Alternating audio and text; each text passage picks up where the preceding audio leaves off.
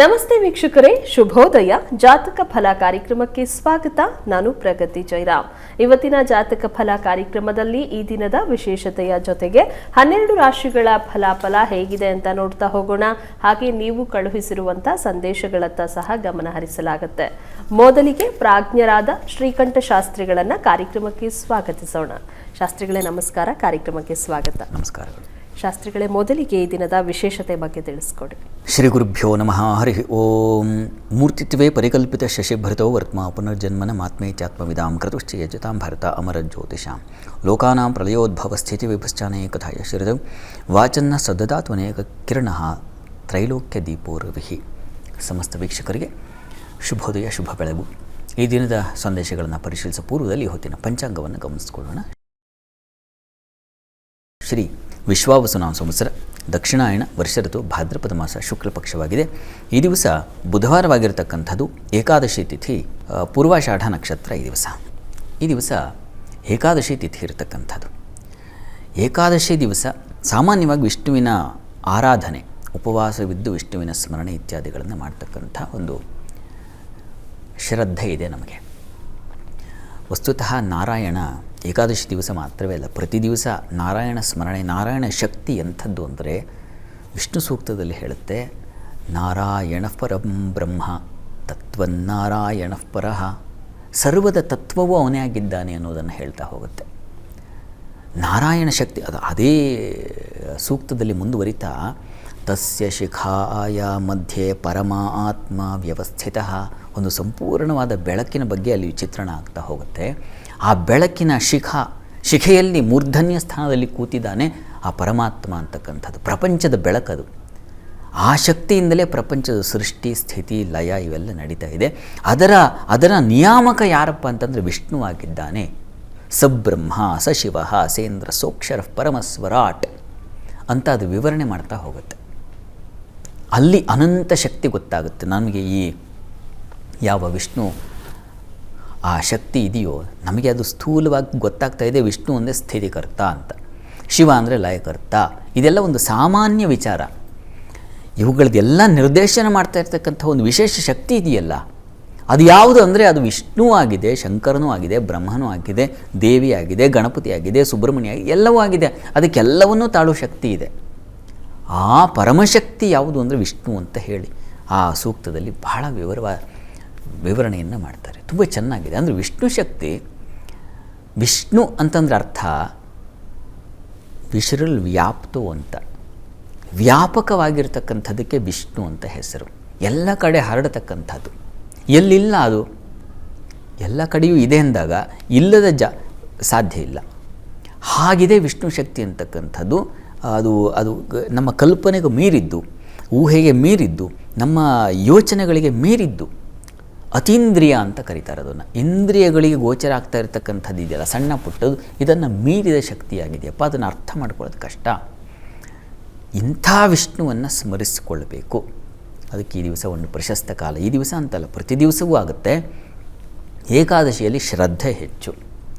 ಹೀಗಾಗಿ ಅಂಥ ಅನಂತ ಶಕ್ತಿಯನ್ನು, ಅಮಿತವಾದ ಶಕ್ತಿಯನ್ನು ನಾನು ಸ್ಮರಣೆ ಮಾಡ್ತೀನಿ. ಯಾಕಾಗಿ ಅನಂತವಾದ ಶಕ್ತಿಯನ್ನು ಯೋಚನೆ ಮಾಡ್ತಾ ಮಾಡ್ತಾ ಮಾಡ್ತಾ ಮಾಡ್ತಾ ಮಾಡ್ತಾ ನಾವು ತಲ್ಲೀನರಾಗಿ ಅದೇ ಆಗಿಬಿಡ್ತೀವಿ. ಆ ವಿಷ್ಣು ಶಕ್ತಿ ಅಂತಕ್ಕಂಥದ್ದು ನಮ್ಮೊಳಗೆ ವ್ಯಾಪಿಸ್ಬಿಟ್ರೆ ನಾವು ಅದರಿಂದ ಹೊರತಾಗಿರ್ತೀವ. ನಮ್ಮೊಳಗೆ ವಸ್ತುತಃ ವಿಷ್ಣು ಇದ್ದಾನೆ ಅಂದಾಗ, ಆ ಶಕ್ತಿಯನ್ನು ತುಂಬಿಕೊಂಡಾಗ ಆ ಮಹಿಮೆ, ಆ ಅಗಾಧತೆ ನಮ್ಮೊಳಗೂ ಬಂದು ಸೇರ್ಕೊಂಡ್ಬಿಡುತ್ತೆ. ಆ ತಾದಾತ್ಮ್ಯತೆ ಬೇಕು. ಆ ರೀತಿಯಲ್ಲಿ ವಿಷ್ಣುವಿನ ಆರಾಧನೆ ಮಾಡಿ ಅಂತಕ್ಕಂಥದ್ದನ್ನೇ ಋಷಿ ಮುನಿಗಳೆಲ್ಲ ಸೂಚಿಸಿದ್ದಾರೆ. ಆ ರೀತಿಯಲ್ಲಿ ಶ್ರದ್ಧೆಯಿಂದ, ಭಕ್ತಿಯಿಂದ ಉಪವಾಸ ಮಾಡ್ತೀರಾ? ಹೌದು. ಮಾಡುವ ಸಂದರ್ಭದಲ್ಲಿ ನೀವು ಯಾವ ಬೇರೆ ಚಟುವಟಿಕೆಗಳಲ್ಲಿ ತೊಡಗಿ ಮನಸ್ಸನ್ನು ಹಾಳು ಮಾಡ್ಕೊಳ್ತಾ ಇದ್ದೀವಿ ಅದನ್ನು ಗಮನಿಸ್ಕೊಳ್ಬೇಕು.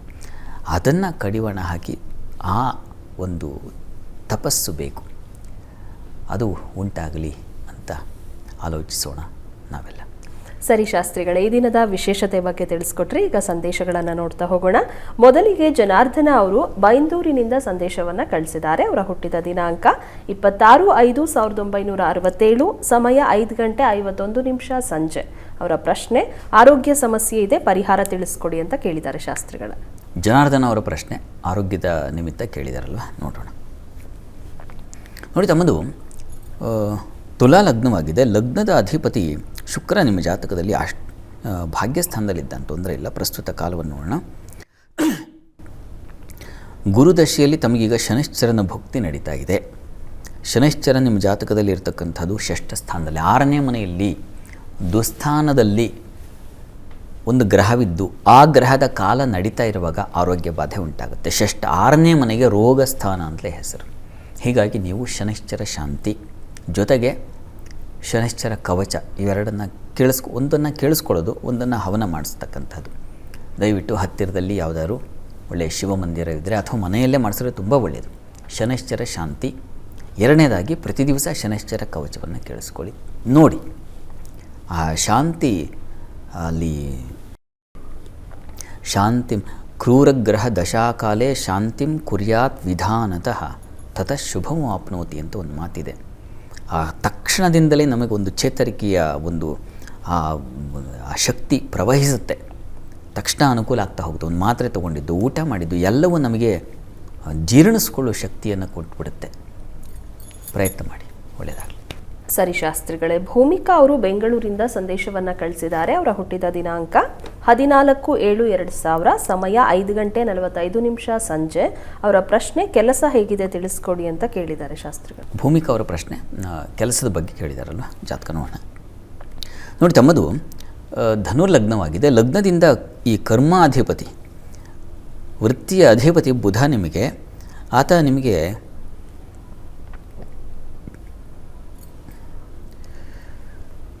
ನೋಡಿ ಒಳ್ಳೆಯ ಸ್ಥಾನದಲ್ಲಿದ್ದಾನೆ, ಸ್ವಕ್ಷೇತ್ರದಲ್ಲಿ ರವಿ ಯುಕ್ತನಾಗಿದ್ದಾನೆ. ಹೀಗಾಗಿ ಮೌಢ್ಯತೆ ಇದೆಯಾ ಅಂತ ಬುಧನಿಗೆ 14 ಡಿಗ್ರಿ ಇರಬೇಕು. ಅಥವಾ ಅವನು ವಕ್ರನಾಗಿದ್ದರೆ 2 ಡಿಗ್ರಿ ಕಡಿಮೆ, ಅಂದರೆ 12 ಡಿಗ್ರಿ ಇರಬೇಕು ಅಂತ. ಇಲ್ಲಿ 16, 26, 28 ರವಿ ಇರ್ತಕ್ಕಂಥದ್ದು 28ರಲ್ಲಿ, 2/28ರಲ್ಲಿ, ಇವನು 16ರಲ್ಲಿದ್ದಾನೆ. ತೊಂದರೆ ಇಲ್ಲ, ಮೌಢ್ಯತೆ ಇಲ್ಲ. ಹೀಗಾಗಿ ಆತಂಕ ಬೇಡ, ನಿಮಗೆ ಒಳ್ಳೆಯ ಅನುಕೂಲವೂ ಇದೆ. ಭದ್ರಯೋಗದಲ್ಲಿ ಆ ಯೋಗದ ಫಲ ಸಿಗಬೇಕು ಅಂದರೆ ಮೌಢ್ಯತೆ ಇರಬಾರ್ದು ಅಂತ ಹೇಳುತ್ತೆ. ಏನು ಮಾಡೋದು? ಈಗ ರವಿ ದಶೆಯಲ್ಲಿ ತಮಗೆ ಈಗ ಕುಜನ ಒಂದು ಕಾಲ ಕಳೆದು ರಾಹು ಪ್ರಾರಂಭವಾಗಿದೆ. 26 ಜೂನ್ ನಂತರ ಗುರು ಪ್ರಾರಂಭವಾಗುತ್ತೆ. ಚೆನ್ನಾಗಿದೆ ಇವರೇ, ಆತಂಕ ಬೇಡ. ಈಗ ರಾಹುವಿನ ಕಾಲದಿಂದಾಗಿ ಅಷ್ಟಮದಲ್ಲಿದ್ದಾನೆ, ಆ ಕಾರಣದಿಂದಾಗಿ ಸ್ವಲ್ಪ ತೊಂದರೆ ಆಗ್ತಾಯಿದೆ. ದುರ್ಗಾ ಸನ್ನಿಧಾನದಲ್ಲಿ ಪ್ರತಿ ಮಂಗಳವಾರ ದುರ್ಗಾ ಸನ್ನಿಧಾನದಲ್ಲಿ ಒಂದು ಅಭಿಷೇಕ ಮಾಡಿಸಿ, ಉದ್ದು ದಾನ ಮಾಡಿ. ಇದನ್ನು 9 ಮಂಗಳವಾರ ತಪ್ಪದೇ ಮಾಡಿ, ಕೆಲಸದಲ್ಲಿ ಅನುಕೂಲ ಉಂಟಾಗ್ಬಿಡುತ್ತೆ. ಒಳ್ಳೆಯದಾಗಲಿ. ಸರಿ ಶಾಸ್ತ್ರಿಗಳೇ, ನಾಗರಾಜ್ ಅವರು ಬೆಂಗಳೂರಿಂದ ಸಂದೇಶವನ್ನು ಕಳಿಸಿದ್ದಾರೆ. ಅವರ ಹುಟ್ಟಿದ ದಿನಾಂಕ 30/9/1994, ಸಮಯ 7 ಗಂಟೆ ಬೆಳಗ್ಗೆ. ಅವರ ಪ್ರಶ್ನೆ, ಮದುವೆ ಮತ್ತು ಕೆಲಸದ ಬಗ್ಗೆ ತಿಳಿಸಿ ಅಂತ ಕೇಳಿದ್ದಾರೆ ಶಾಸ್ತ್ರಿಗಳ. ನಾಗರಾಜ್ ಅವರ ಪ್ರಶ್ನೆ ಕೆಲಸ ಮತ್ತು ವಿವಾಹದ ಬಗ್ಗೆ ಕೇಳಿದಾರಲ್ವ, ಜಾತಕ ನೋಡೋಣ.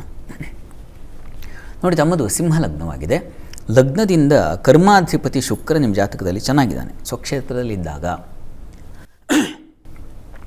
ಈಗ ಶುಕ್ರನ ಸಂಚಾರ ಸ್ವಲ್ಪ ಅನಾನುಕೂಲವಾಗಿದೆ. ಹೀಗಾಗಿ ಇನ್ನೊಂದು 3 ತಿಂಗಳು ನಿಮಗೆ ಸ್ವಲ್ಪ ಕಷ್ಟ.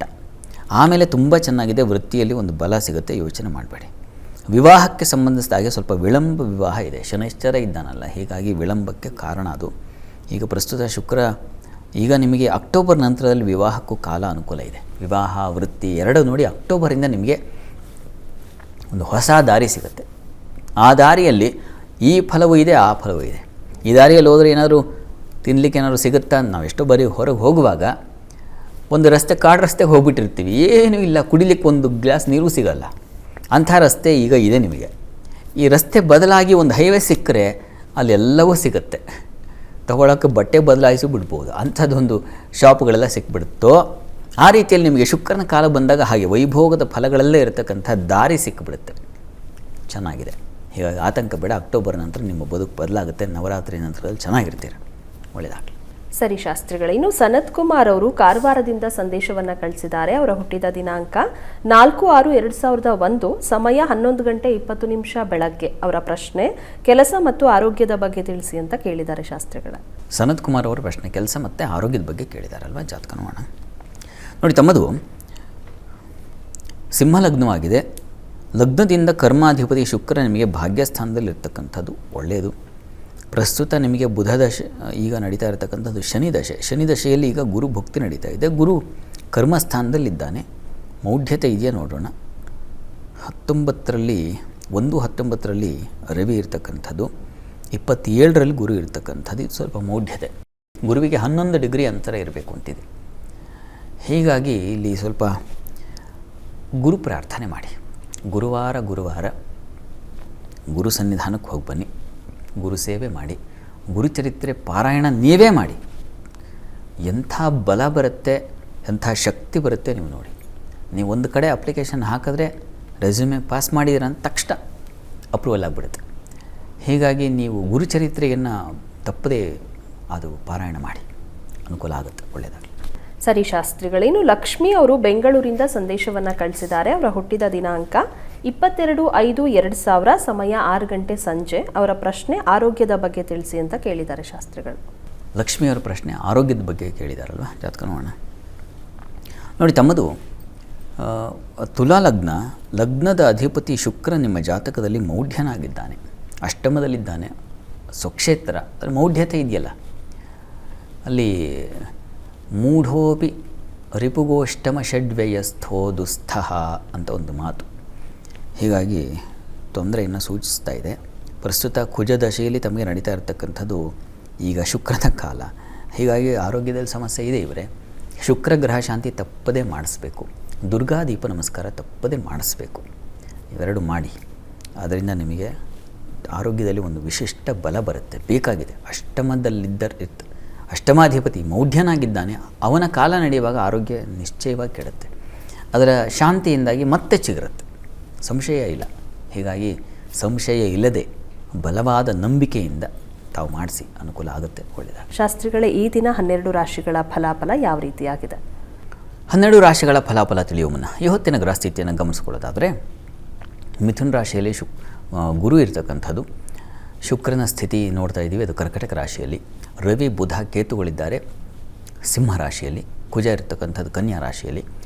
ಇನ್ನು ಈ ದಿವಸ ಧನು ರಾಶಿಯಲ್ಲಿ ಚಂದ್ರ ಇರ್ತಕ್ಕಂಥದ್ದು, ಮತ್ತು ರಾಹು ಕುಂಭರಾಶಿಯಲ್ಲಿ, ಮೀನ ರಾಶಿಯಲ್ಲಿ ಶನಿ ಜೊತೆಗೆ ಈ ದಿವಸ ಮಂದಬುದ್ಧಿಯಾಗಿದೆ. ಹೀಗಿರುವಾಗ 12 ರಾಶಿಗಳ ಫಲಾಫಲ ತಿಳಿತಾ ಹೋಗೋಣ. ಮೊದಲಿಗೆ ಮೇಷರಾಶಿ. ಮೇಷರಾಶಿಯವರಿಗೆ ದಿವಸ ಒಂದು ರೀತಿಯ ಶುಭ ಕಾರ್ಯಗಳಲ್ಲಿ ಆಸಕ್ತಿ, ಧರ್ಮ ಕಾರ್ಯಗಳಲ್ಲಿ ಆಸಕ್ತಿ, ಶ್ರದ್ಧೆ, ಉತ್ತಮ ಕಾರ್ಯಗಳನ್ನು, ಉತ್ತಮ ಚಿಂತನೆಗಳು, ದಾನ ಪ್ರವೃತ್ತಿ, ಹೀಗೆ ಒಂದು ರೀತಿಯ ಒಂದು ಮನಸ್ಸಿಗೆ ಯಾವುದು ಧರ್ಮ ಅನಿಸುತ್ತೋ ಅದನ್ನು ಮಾಡ್ತಕ್ಕಂಥದ್ದು. ಆ ರೀತಿಯಲ್ಲಿ ಒಳ್ಳೆಯ ಕೆಲಸಗಳಿದ್ದಾವೆ. ಕೆಲಸ ಕಾರ್ಯಗಳಲ್ಲಿ ಸ್ವಲ್ಪ ಕಿರಿಕಿರಿ ಇದೆ ಈ ದಿವಸ. ಹಿರಿಯರಿಂದ, ಸೀನಿಯರ್ಸಿಂದ ನಿಮಗೆ ತೊಂದರೆ ಉಂಟಾಗ್ತಕ್ಕಂಥ ಸಾಧ್ಯತೆ ಇದೆ. ಆದರೂ ನೀವು ಅವರನ್ನು ಕ್ಷಮಿಸುವ ಒಂದು ಒಳ್ಳೆಯ ಗುಣವೂ ಇದೆ ನಿಮಗೆ, ಇರಲಿ ಬಿಡತ್ಲಾಗೆ ಅಂತ. ಹೀಗೆ ಆ ರೀತಿಯ ಒಂದು ಮನೋಭಾವ ಇದೆ ನಿಮಗೆ. ಇನ್ನು ಉಳಿದ ಹಾಗೆ ಸ್ನೇಹಿತರಿಂದ ಸಹಕಾರ ಚೆನ್ನಾಗಿದೆ. ಬಂಧುಗಳಲ್ಲಿ ಮತ್ತು ಮಿತ್ರರಲ್ಲಿ ಒಳ್ಳೆಯ ವಿಶ್ವಾಸ, ಆತ್ಮೀಯ ವಿಶ್ವಾಸ ಉಂಟಾಗುತ್ತೆ. ಒಂದು ನಂಬಿಕೆಯೂ ಉಂಟಾಗುತ್ತೆ. ನಂಬಿಕೆಯಿಂದ ಕಾರ್ಯಗಳನ್ನು ಮಾಡುವಂಥ ಒಂದು ಶಕ್ತಿ ಇದೆ. ಈ ಕೆಲಸಗಳಲ್ಲಿನ ತೊಡಕಿನ ನಿವಾರಣೆಗೆ ಆಂಜನೇಯನ ಪ್ರಾರ್ಥನೆ ಮಾಡಿಕೊಳ್ಳಿ, ಆಂಜನೇಯ ಸನ್ನಿಧಾನಕ್ಕೆ ಹೋಗಿ ಬನ್ನಿ, ಅದು ಬಹಳ ವಿಶೇಷವಾದ ಫಲ ಕೊಡುತ್ತೆ. ಇನ್ನು ವೃಷಭ ರಾಶಿ ಬಗ್ಗೆ ಕೆಲಸ ಕಾರ್ಯಗಳಲ್ಲಿ ತುಂಬ ಚೆನ್ನಾಗಿದೆ, ಲಾಭ ಇದೆ ಈ ದಿವಸ. ಕನ್ಸ್ಟ್ರಕ್ಷನ್ ಫೀಲ್ಡಲ್ಲಿ ಇರ್ತಕ್ಕಂಥವ್ರಿಗೆ, ಈ ಮಣ್ಣು, ಮರಳು, ಇಟ್ಟಿಗೆ, ಕಬ್ಬಿಣ ಇಂತಹ ಕ್ಷೇತ್ರಗಳಲ್ಲಿರೋರಿಗೆ ತುಂಬ ಲಾಭ ಚೆನ್ನಾಗಿದೆ. ಇನ್ನು ಈ ದಿವಸ ಹೆಣ್ಣುಮಕ್ಕಳಿಗೆ ಸ್ವಲ್ಪ ನಷ್ಟವನ್ನು ಸೂಚಿಸ್ತಾ ಇದೆ. ದುಃಖ, ಒಂಥರ ವಾತಾವರಣ ಸ್ವಲ್ಪ ಕಹಿಯಾಗಿರುತ್ತದೆ. ಯಾರೋ ಏನೋ ಅಂದುಬಿಟ್ಟಿರೋದನ್ನು ತುಂಬ ಮನಸ್ಸಿಗೆ ತೊಗೊಂಡ್ಬಿಡೋ ಸಾಧ್ಯತೆ ಇದೆ.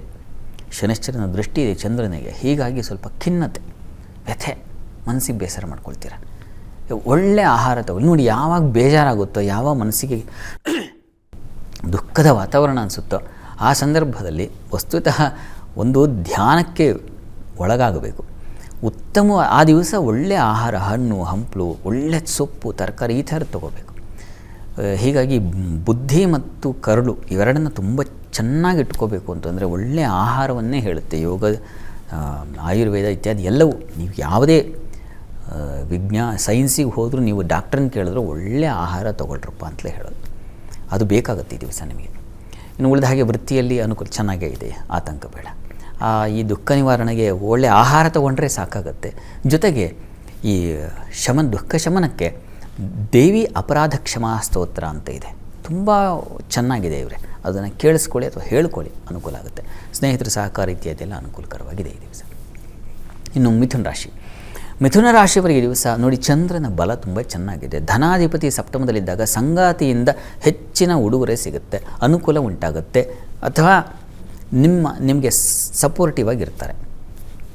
ಸಾಮರಸ್ಯ ಚೆನ್ನಾಗಿದೆ. ಕೆಲಸ ಕಾರ್ಯಗಳಲ್ಲಿ ಇದು ತೊಡಕಿದೆಯವರೆ, ವಿಘ್ನಗಳು, ತೊಂದರೆಗಳು, ಇನ್ನೊಬ್ಬರಿಂದ ಕೆಟ್ಟ ಕೆಲಸ ಹಾಳಾಯಿತು ಅಂತಕ್ಕಂಥದ್ದು, ಈ ರೀತಿಯಲ್ಲಿ ಒಂಥರ ಕಿರಿಕಿರಿಯ ವಾತಾವರಣ ಇರ್ತದೆ ವೃತ್ತಿಯಲ್ಲಿ. ಹೀಗಾಗಿ ಎಚ್ಚರ ಇರಲಿ. ಇನ್ನು ನಿಮಗೆ ಕುಟುಂಬ ಸಹಕಾರ ತುಂಬ ಚೆನ್ನಾಗಿರ್ತದೆ. ಮಾತಿನ ಕೌಶಲ್ಯ ಚೆನ್ನಾಗಿದೆ, ಚೆನ್ನಾಗಿ ಮಾತಾಡ್ತೀರಾ, ಅದರಲ್ಲೇನು ಸಂಶಯ ಇಲ್ಲ. ಸ್ನೇಹಿತರು ನಿಮಗೆ ತುಂಬ ಚೆನ್ನಾಗಿದೆ, ಸಹಕಾರ ಇತ್ಯಾದಿ ಅನುಕೂಲಕರವಾಗಿದೆ ಈ ದಿವಸ. ವ್ಯಾಪಾರಿಗಳಿಗೂ ತುಂಬ ಚೆನ್ನಾಗಿದೆ. ಪ್ರಾರ್ಥನೆಗೆ ನೀವು ಕೂಡ ಆಂಜನೇಯ ಸನ್ನಿಧಾನಕ್ಕೆ ಹೋಗಿ ಬನ್ನಿ, ಅನುಕೂಲ ಆಗುತ್ತೆ. ಇನ್ನು ಕರ್ಕಟಕ ರಾಶಿ. ಕರ್ಕಟಕ ರಾಶಿಯವರಿಗೆ ದಿವಸ ಕೆಲಸ ಕಾರ್ಯಗಳಲ್ಲಿ ತುಂಬ ಅನುಕೂಲಕರವಾಗಿದೆ. ವೃತ್ತಿಯಲ್ಲಿ ಬಹಳ ವಿಶೇಷವಾದ ಅನುಕೂಲ, ಸಹಕಾರ ಇತ್ಯಾದಿ ಎಲ್ಲ ಚೆನ್ನಾಗಿದೆ. ಆರೋಗ್ಯದಲ್ಲೇ ಸ್ವಲ್ಪ ತೊಡಕುಂಟಾಗುತ್ತೆ. ತಂದೆ ಮಕ್ಕಳು ನೋಡಿ ಸ್ವಲ್ಪ ಮಟ್ಟಿಗೆ ತೊಂದರೆ, ನೋವು, ಏನೋ ಒಂದು ಘರ್ಷಣೆ ಈ ಥರದಲ್ಲಿದೆ. ತಪ್ಪದೇ ಆಂಜನೇಯ ಕ್ಷೇತ್ರ ದರ್ಶನ ಮಾಡೋದು ತುಂಬ ಒಳ್ಳೆಯದು, ಅಥವಾ ವಿಷ್ಣು ಸಹಸ್ರನಾಮ ಹೇಳೋದು ತುಂಬ ಒಳ್ಳೆಯದು. ಇನ್ನು ಸಿಂಹರಾಶಿ. ಸಿಂಹರಾಶಿಯವರಿಗೆ ಕೆಲಸ ಕಾರ್ಯಗಳಲ್ಲಿ ಪರಿಶ್ರಮ ಇದೆ ಈ ದಿವಸ. ಹೆಣ್ಮಕ್ಳಿಗಂತೂ ಪಾಪ ಕೆಲಸದ ಒತ್ತಡ ಅಂದರೆ ಮನೆಯಲ್ಲೂ ಕಷ್ಟ, ಹೊರಗೂ ಕಷ್ಟ, ರಸ್ತೆಯಲ್ಲಾದರೂ ನೆಮ್ಮದಿಯಾಗಿ ಹೋದ್ನ ಅಂದರೆ ಅದೂ ಇಲ್ಲ, ಆ ರೀತಿಯಲ್ಲಿ ಆಗ್ಬಿಡುತ್ತೆ ಈ ದಿವಸ. ಪಾಪ ಹೈರಾಣ ಆಗಿಬಿಡುತ್ತೆ. ಸ್ವಲ್ಪ ಸಮಾಧಾನ ಬೇಕು, ತುಂಬ ಹೆಚ್ಚಿನ ಸಮಾಧಾನ ಬೇಕಾಗುತ್ತೆ ಈ ದಿವಸ. ಆರೋಗ್ಯ ಚೆನ್ನಾಗಿದೆ, ತೊಂದರೆ ಇಲ್ಲ. ಆದರೆ ಈ ದಿವಸ ಸ್ವಲ್ಪ ನಷ್ಟ, ಕಷ್ಟ, ಖಿನ್ನತೆ, ನಿಮಗೂ ಕೂಡ ಸ್ವಲ್ಪ ಮನಸ್ಸಿಗೆ ಎಲ್ಲೂ ನೆಮ್ಮದಿಯಾಗಿಲ್ವಲ್ಲ ನಾನು ಅನಿಸ್ಬಿಡುತ್ತೆ. ಆಲೋಚನೆ ಮಾಡಿದ್ರೆ ಎಲ್ಲಿ ನಾನು ಚೆನ್ನಾಗಿದ್ದೀನಿ, ಎಲ್ಲೂ ಇಲ್ಲ, ಆ ರೀತಿಯ ಒಂದು ಭಾವನೆ ಬಂದುಬಿಡುತ್ತೆ ನಿಮಗೆ ಈ ದಿವಸ. ಇದಕ್ಕೆ ಧ್ಯಾನ, ನಾನು ಹೇಳಿದ್ನಲ್ಲ, ಈ ದಿವಸ ವಿಷ್ಣುವಿನ ಆರಾಧನೆ, ವಿಷ್ಣು ಸಹಸ್ರನಾಮವನ್ನು ಹೇಳ್ಕೊಳ್ತಾ ಎಲ್ಲ ಕಷ್ಟಗಳನ್ನು ಮರೆತು ಹೋಗಿಬಿಡ್ತಕ್ಕಂಥ ಸ್ಥಿತಿಗೆ ಹೋಗಿಬಿಡಬೇಕು. ಅದನ್ನೇ ಸುಷುಪ್ತಿ ಸ್ಥಿತಿ ಅಂತ ಕರೀತಕ್ಕಂಥದ್ದು. ಆ ರೀತಿಯಲ್ಲಿ ಒಂದು ಧ್ಯಾನ, ಪೂಜೆ ಇವುಗಳು ಬೇಕಾಗುತ್ತೆ. ಮಕ್ಕಳಿಂದ ತುಂಬ ಸಹಕಾರ ಚೆನ್ನಾಗಿದೆ. ಮಕ್ಕಳ ಜೊತೆಗೆ ಸ್ವಲ್ಪ ಹೆಚ್ಚಾಗಿ ಟೈಮ್ ಸ್ಪೆಂಡ್ ಮಾಡಿ ದಿವಸ. ಪ್ರಾರ್ಥನೆಗೆ ದಿವಸ ವಿಷ್ಣು ಸಹಸ್ರನಾಮ ಹೇಳ್ಕೊಳ್ಳಿ. ಇನ್ನು ಕನ್ಯಾ ರಾಶಿ. ಕನ್ಯಾ ರಾಶಿಯವರಿಗೆ ವೃತ್ತಿಯಲ್ಲಿ ಬಹಳ ಪರಿಶ್ರಮ ಇದೆ ಈ ದಿವಸ. ಹೆಚ್ಚಿನ ಒತ್ತಡ, ಕೆಲಸ ಕಾರ್ಯಗಳು ಇದೆ, ಇಲ್ಲ ಅಂತಲ್ಲ, ಚೆನ್ನಾಗಿದೆ, ಆದರೆ ಒತ್ತಡ, ಪ್ರೆಷರು ಇದೆ ನಿಮಗೆ ಪಾಪ. ಇನ್ನು ಸಂಗಾತಿಯಲ್ಲಿ ದಿವಸ ಅಂತೂ ತುಂಬ ಮನಸ್ಸಿಗೆ ನೋವಾಗುತ್ತೆ. ಯಾವ ವಿಚಾರದಲ್ಲಿ ನಿಮಗೆ ನೋವಾಗದೇ ಇದ್ದರೂ ಆ ವಿಚಾರದಲ್ಲಿ ತುಂಬ ಮನಸ್ಸಿಗೆ ಪೆಟ್ಟಾಗ್ತಕ್ಕಂಥದ್ದು. ಹೃದಯಕ್ಕೆ ಆದ ಗಾಯ ಇದೆಯಲ್ಲ, ಅದನ್ನು ಒರೆಸಲಿಕ್ಕೆ, ಅದನ್ನು ಅಳಿಸ್ಲಿಕ್ಕೆ, ಅದನ್ನು ಶಮನ ಮಾಡಲಿಕ್ಕೆ ಕಷ್ಟ. ಆ ರೀತಿಯಲ್ಲಿ ನಿಮಗೆ ಸ್ವಲ್ಪ ನೋವಾಗ್ಬಿಡುತ್ತೆ. ಇದಕ್ಕೆ ಲಕ್ಷ್ಮೀನಾರಾಯಣರ ಸ್ಮರಣೆ, ಅದು ದೊಡ್ಡ ಮೂಲ ಹಚ್ಚಿ. ಇನ್ನು ಸ್ನೇಹಿತರಿಂದ ತುಂಬ ಸಹಕಾರ ಚೆನ್ನಾಗಿದೆ. ನಿಮ್ಮ ಬಂಧುಗಳು, ಮಿತ್ರರಿಂದ ತುಂಬ ಚೆನ್ನಾಗಿದೆ ಈ ದಿವಸ. ಕೃಷಿಕರಿಗೆ ತುಂಬ ಚೆನ್ನಾಗಿದೆ. ಪ್ರಯಾಣ ಸೌಖ್ಯಕರವಾಗಿರ್ತದೆ. ಇದೆಲ್ಲ ಚೆನ್ನಾಗಿದೆ, ತೊಂದರೆ ಇಲ್ಲ. ಅದೊಂದು ಭಾವ. ಲಕ್ಷ್ಮೀನಾರಾಯಣರನ್ನು ಸ್ಮರಣೆ ಮಾಡಿಕೊಳ್ಳಿ. ತುಲಾರಾಶಿಯವರಿಗೆ ಕೆಲಸ ಕಾರ್ಯಗಳಲ್ಲಿ ತುಂಬ ಚೆನ್ನಾಗಿದೆ. ಧೈರ್ಯ, ಉತ್ಸಾಹ ಇವೆಲ್ಲ ತುಂಬ ಚೆನ್ನಾಗಿದೆ. ಕಠಿಣವಾದ ಕೆಲಸಗಳು ಸುಲಭ ಆಗುತ್ತೆ ಈ ದಿವಸ. ಇನ್ನು ಸ್ವಲ್ಪ ಮಟ್ಟಿಗೆ ನಂಬಿಕೆ, ಹೆಣ್ಮಕ್ಳಿಗೆ ಯಾವುದೋ ಒಂದು ಇನ್ನೊಬ್ಬರನ್ನ ನಂಬಿ ಗೊತ್ತೇ ಇಲ್ಲ ಅವರು, ಆದರೆ ನಂಬಿಬಿಟ್ಟಿದ್ದೀನಿ ಅಂತ ಆ ಕೆಲಸ ಆಗುತ್ತೆ, ಅನುಕೂಲ ಉಂಟಾಗುತ್ತೆ. ಇನ್ನು ಧರ್ಮ ಕಾರ್ಯಗಳಲ್ಲಿ ಆಸಕ್ತಿ ಇತ್ಯಾದಿ ಎಲ್ಲ ತುಂಬ ಚೆನ್ನಾಗಿದೆ. ಪ್ರಾರ್ಥನೆಗೆ ದಿವಸ ಕೃಷ್ಣ ಸ್ಮರಣೆ ಮಾಡಿ. ಇನ್ನು ವೃಶ್ಚಿಕ ರಾಶಿ. ವೃಶ್ಚಿಕ ರಾಶಿಯವರಿಗೆ ದಿವಸ ಕೆಲಸ ಕಾರ್ಯಗಳಲ್ಲಿ ತುಂಬ ಅನುಕೂಲ ಚೆನ್ನಾಗಿದೆ. ಕಾರ್ಯ ಅನುಕೂಲ, ಅಧಿಕಾರದ ಬಲ ಇತ್ಯಾದಿ ಎಲ್ಲ ಚೆನ್ನಾಗಿದೆ. ಸುಗ್ರಾಸ ಭೋಜನ, ಉತ್ತಮ ಕುಟುಂಬದಲ್ಲೂ ಸಹಕಾರ ಚೆನ್ನಾಗಿದೆ. ಮಾತಿನ ಕೌಶಲ್ಯ ತುಂಬ ಚೆನ್ನಾಗಿದೆ. ಹೆಣ್ಮಕ್ಳಿಗಂತೂ ಮಾತಲ್ಲೇ ಗೆಲುವು. ಆದರೆ ನಿಮಗೂ ಮಕ್ಕಳಿಂದ ಸ್ವಲ್ಪ ಮನಸ್ಸಿಗೆ ನೋವಾಗೋ ಸಾಧ್ಯತೆ ಇದೆ. ಮಕ್ಕಳ ವಿಚಾರದಲ್ಲಿ ಮನಸ್ಸಿಗೆ ತುಂಬ ಪೆಟ್ಟು ಬಿದ್ದುಬಿಡುತ್ತೆ. ಲಲಿತಾ ಸಹಸ್ರನಾಮ ಹೇಳ್ಕೊಳ್ಳಿ. ಇನ್ನು ಧನುರಾಶಿ. ಧನುರಾಶಿಯವರಿಗೆ ದಿವಸ ಕೆಲಸ ಕಾರ್ಯಗಳಲ್ಲಿ ನಿಮಗೆ ತುಂಬ ಚೆನ್ನಾಗಿದೆ. ಅನುಕೂಲ, ಸಹಕಾರ, ದೈವಾನುಕೂಲದಿಂದ ಕೆಲಸ ಗೆದ್ದನಪ್ಪ ಅಂತಕ್ಕಂಥ ಒಂದು ಭಾವನೆ ಬರುತ್ತೆ. ಹೆಣ್ಮಕ್ಳಿಗೆ ಅನುಕೂಲಕರವಾದ ವಾತಾವರಣ, ಸಂಗಾತಿಯಲ್ಲಿ ಸಾಮರಸ್ಯ ಚೆನ್ನಾಗಿದೆ. ಆದರೆ ಪ್ರಯಾಣದಲ್ಲಿ ಸ್ವಲ್ಪ ತೊಂದರೆ, ಕಿರಿಕಿರಿ ಇದೆ. ಸ್ನೇಹಿತರ ಜೊತೆಗೆ ಈ ದಿವಸ ಜಗಳ ಮತ್ತು ಬಂಧುಗಳ ಜೊತೆಗೆ ಜಗಳ, ಈ ಥರದ್ದೆಲ್ಲ ಇದೆ. ಸ್ವಲ್ಪ ಹುಷಾರು. ಶಾಪಿಂಗು, ಅತಿಯಾಗಿ ಖರ್ಚು ಮಾಡಿ ಕೊನೆಗೆ ಆಮೇಲೆ ಕೈ ಸುಟ್ಕೊಂಡ್ಬಿಟ್ಟೆ ಅಂತಕ್ಕಂಥ ಒಂದು ನೋವಾಗುತ್ತೆ. ಇದೆಲ್ಲದರ ನಿವಾರಣೆಗೆ ನೀವು ಕೂಡ ವಿಷ್ಣು ಸಹಸ್ರನಾಮ ಹೇಳ್ಕೊಳ್ಳೋದು ತುಂಬ ಒಳ್ಳೆಯದು. ಒಂದು ಸಲ ಹೇಳ್ಕೊಂಡ್ರೆ ಆಮೇಲೆ ನಿಮಗಷ್ಟು ಮತಿ ಹಾಳಾಗಲ್ಲ. ಮಕರ ರಾಶಿಯವರಿಗೆ ದಿವಸ ನೋಡಿ, ವೃತ್ತಿಯಲ್ಲಿ ತುಂಬ ಅನುಕೂಲದ ವಾತಾವರಣ ಇದೆ. ಸಂಗಾತಿಯಲ್ಲಿ ಒಂದು ಸಾಮರಸ್ಯ, ಅನ್ಯೋನ್ಯತೆ ಇದೆ. ಆ ಅನ್ಯೋನ್ಯತೆ ಹೆಚ್ಚಾಗಿ ಖರ್ಚು ಆಗಿಬಿಡುತ್ತೆ. ವ್ಯಯದಲ್ಲಿ ನನ್ನ ಚಂದ್ರ, ಅವರಿಗಾಗಿ ಅಲ್ಲಾಟ, ಹೆಂಡತಿಗಾಗಿ, ಹೆಂಡತಿ ಗಂಡನಿಗಾಗಿ, ಅವರಿಗಾಗಿ ಒಂದು ನಾನು ಹೋದ ಈ ದಿವಸ ನಿನ್ನಿಗೋಸ್ಕರ ಹೋಗಿ ಬಂದಿದ್ದೀನಿ ನೋಡೋಣ, ಕಷ್ಟಪಟ್ಟಿದ್ದೀನಿ ಇಷ್ಟು ಅಂತ ಹೇಳ್ಕೊಳ್ಳೋ ಪರಿಸ್ಥಿತಿ ಬಂದುಬಿಡುತ್ತೆ. ಆ ರೀತಿಯಲ್ಲಿ ಒಂದು ರೀತಿಯ ಚೆನ್ನಾಗಿದೆ, ತೊಂದರೆ ಇಲ್ಲ. ಹೆಚ್ಚಿನ ಓಡಾಟ, ಅಲೆದಾಟ ಇದೆ. ಹೆಣ್ಮಕ್ಳಿಗೆ ಸ್ವಲ್ಪ ಕಾಲಿನ ವಿಚಾರದಲ್ಲಿ ಸ್ವಲ್ಪ ಹುಷಾರಾಗಿರಿ. ಕೊರಳಿನ ಭಾಗದಲ್ಲಿ, ಗಂಟಲು ಭಾಗದಲ್ಲಿ ಸ್ವಲ್ಪ ತೊಂದರೆ ಬರಬಹುದು, ಹುಷಾರು. ಕತ್ತು ತಿರುಗಿಸುವಾಗಲೋ ಮತ್ತೊಂದು ಈ ರೀತಿಯಲ್ಲಿ ಸ್ವಲ್ಪ ನೋವು ಮಾಡ್ಕೊಂಬಿಡೋ ಸಾಧ್ಯತೆ ಇರುತ್ತೆ. ನಂಬಿಕೆ ಹಾಳಾಗಿಬಿಡುತ್ತೆ ಇವರು ಈ ದಿವಸ. ಹೀಗಾಗಿ ಸ್ವಲ್ಪ ಹುಷಾರಾಗಿರಿ. ಪ್ರಾರ್ಥನೆಗೆ ದಿವಸ ನೀವು ಕೂಡ ವಿಷ್ಣು ಸಹಸ್ರನಾಮ ಹೇಳ್ಕೊಳ್ಳಿ. ಇನ್ನು ಕುಂಭರಾಶಿ. ಕುಂಭರಾಶಿಯವರಿಗೆ ದಿವಸ ಕೆಲಸ ಕಾರ್ಯಗಳಲ್ಲಿ ತೊಂದರೆ ಇದೆ, ಹುಷಾರಾಗಿರಿ. ಏನಿಲ್ಲ ಕಿರಿಗೆ, ಅಲ್ಲಿ ಅಷ್ಟಮದಲ್ಲಿದ್ದಾನೆ. ಈ ಕಾರಣದಿಂದಾಗಿ ಕಷ್ಟ ಅನಿಸುತ್ತೆ. ಕೆಲಸ ಮಾಡ್ತಾ ಇದ್ದೀನಲ್ಲ, ಕೆಲಸಕ್ಕೆ ಹೋಗಬೇಕಾ, ಈ ಥರದ್ದು ಮನಸ್ಸಲ್ಲೇ ಬರತಕ್ಕಂಥದ್ದಾಗ್ಬಿಡುತ್ತೆ ಸ್ವಲ್ಪ ದಿವಸ, ಆಮೇಲೆ ಸರಿ ಹೋಗುತ್ತೆ. ಅದು ದ್ವಿತೀಯದಲ್ಲಿ ಈ ದಿವಸ ಶನಿ ಮಾಂದಿ ಇದ್ದಾರೆ, ಸ್ವಲ್ಪ ಕೋಪನೂ ಜಾಸ್ತಿ, ನಿಮಗೆ ಬೇಗ ಕಿಡಿಯಾಗಿಬಿಡ್ತೀರ, ತಾಳ್ಮೆ ಬೇಕಾಗತ್ತೆ ಈ ದಿವಸ. ಮತ್ತು ಈ ದಿವಸ ಆಹಾರ ವ್ಯತ್ಯಾಸ ಮಾಡ್ಕೊಳ್ತೀರ, ಇನ್ನೇನೋ ತೊಗೋಬೇಕಾಗಿರೋದು ಇನ್ಯಾವುದೋ ತೊಗೊಂಡ್ಬಿಡ್ತಕ್ಕಂಥದ್ದು, ಅದು ಬೇಡದೇ ಇರೋ ವಸ್ತು ಹೊಟ್ಟೆ ಒಳಗೆ ಸೇರಿದ್ರೆ ನೋಡಿ ಕರಳು ಹಾಳಾಗ್ಬಿಟ್ರೆ, ಆಗಲೇ ಹೇಳಿದೆ ನಾನು, ಕರಳು ಹಾಳಾಗಿಬಿಟ್ರೆ ಮನಸ್ಸು ಮೈಂಡ್ ಎರಡೂ ಹಾಳಾಗಿಬಿಡುತ್ತೆ. ಹೀಗಾಗಿ ಹುಷಾರು, ಎಚ್ಚರಿಕೆ ಇರಲಿ ಆಹಾರದಲ್ಲಿ. ತಾಮಸ ಆಹಾರ ತೊಗೊಂಡ್ಬಿಡುತ್ತೆ, ಜಂಕ್ ಫುಡ್ ತುಂಬ ಒಳ್ಳೆಯದಲ್ಲ ಈ ದಿವಸ, ಎಚ್ಚರಬೇಕು. ಅನ್ನಪೂರ್ಣೇಶ್ವರಿ ಪ್ರಾರ್ಥನೆ ಮಾಡಿ. ಮತ್ತು ಕೋಪದಿಂದಾಗಿ ಕುಟುಂಬದಲ್ಲಿ ಘರ್ಷಣೆಗಳು ಆಗೋ ಸಾಧ್ಯತೆ ಇದೆ, ಹುಷಾರು. ಪ್ರಾರ್ಥನೆಗೆ ಅನ್ನಪೂರ್ಣೇಶ್ವರಿ ಪ್ರಾರ್ಥನೆ ಮಾಡಿ. ಇನ್ನು ಮೀನರಾಶಿಯವರಿಗೆ ದಿವಸ ಆರೋಗ್ಯದಲ್ಲಿ ಏರುಪೇರಾಗುತ್ತೆ, ನೋವು ಬಾವು ಇವುಗಳು ಕಾಡುತ್ತೆ, ಸುಮ್ಮನೆ ಪೇನ್ ಆಗ್ತಾಯಿದೆ, ಏನಿದೆ ಅಂತ ಎಲ್ಲ ಚೆಕ್ ಮಾಡಿಸಿದ್ರೆ ನಾರ್ಮಲ್ಲೇ ಇದೆ, ಆ ರೀತಿಯಲ್ಲಿ ತೊಂದರೆ ಆಗಬಹುದು. ಕೆಲಸಗಳಲ್ಲಿ ತುಂಬ ಚೆನ್ನಾಗಿದೆ, ಪ್ರತಿಭಾ ಚಾತುರ್ಯದಿಂದ ಕಾರ್ಯ ಗೆಲುವು ಸಾಧನೆ ಅದಿದೆ. ಸ್ನೇಹಿತರ ಸಹಕಾರ ತುಂಬ ಚೆನ್ನಾಗಿದೆ. ದಾಂಪತ್ಯದಲ್ಲಿ ಮನಸ್ತಾಪ ಇದೆ, ಭಿನ್ನಾಭಿಪ್ರಾಯಗಳಿದ್ದಾವೆ, ಸ್ವಲ್ಪ ತೊಡಕಿದೆ, ಇಲ್ಲ ಅಂತಲ್ಲ. ನೀವೂ ಕೂಡ ವಿಷ್ಣು ಪ್ರಾರ್ಥನೆ, ವಿಷ್ಣು ಸಹಸ್ರನಾಮ ಹೇಳ್ಕೊಳ್ಳಿ. ಈ ದಿವಸ 12 ರಾಶಿಗಳವರು, ರಾಶಿ ಗೊತ್ತಿಲ್ಲ ಅಂತಕ್ಕಂಥವ್ರು ಹೇಳಬಹುದಾದ ಮಂತ್ರ ಗಮನಿಸಿ. ಓಂ ಗೂಢಾಯ ನಮಃ ಈ ಮಂತ್ರ ಹೇಳ್ಕೊಳ್ಳಿ. ಕಷ್ಟ ತೊಡಕು ಎಲ್ಲಿಂದ ಬರ್ತಾ ಇದೆ ಗೊತ್ತಾಗಲ್ಲ ಅಂದರೆ ಅದು ನಿವಾರಣೆ ಆಗುತ್ತೆ. ಸರಿ ಶಾಸ್ತ್ರಿಗಳ, ಇವತ್ತಿನ ಸಂಚಿಕೆಯಲ್ಲಿ ಈ ದಿನದ ವಿಶೇಷತೆಯ ಜೊತೆಗೆ 12 ರಾಶಿಗಳ ಫಲಾಫಲದ ಬಗ್ಗೆ ಮಾಹಿತಿ ತಿಳಿಸ್ಕೊಟ್ರಿ. ಹಾಗೆ ಸಂದೇಶ ಕಳಿಸಿದಂಥ ವೀಕ್ಷಕರಿಗೆ ಸಲಹೆ, ಸೂಚನೆ, ಪರಿಹಾರಗಳನ್ನು ಸೂಚಿಸಿದ್ರಿ. ಧನ್ಯವಾದಗಳು. ಸರ್ವೇ ಜನಾಃ ಸುಖಿನೋ ಭವಂತು, ಸಮಸ್ತ ಸನ್ಮಂಗಳಾನಿ ಭವಂತು. ಎಲ್ಲರಿಗೂ ಶುಭವಾಗಲಿ. ವೀಕ್ಷಕರೇ, ಇದಾಗಿತ್ತು ಇವತ್ತಿನ ಜಾತಕ ಫಲ ಕಾರ್ಯಕ್ರಮ. ನೇರ ದಿಟ್ಟ ನಿರಂತರ ಸುದ್ದಿಗಾಗಿ ನೋಡ್ತಾ ಇರಿ ಏಷ್ಯಾನೆಟ್ ಸುವರ್ಣ ನ್ಯೂಸ್.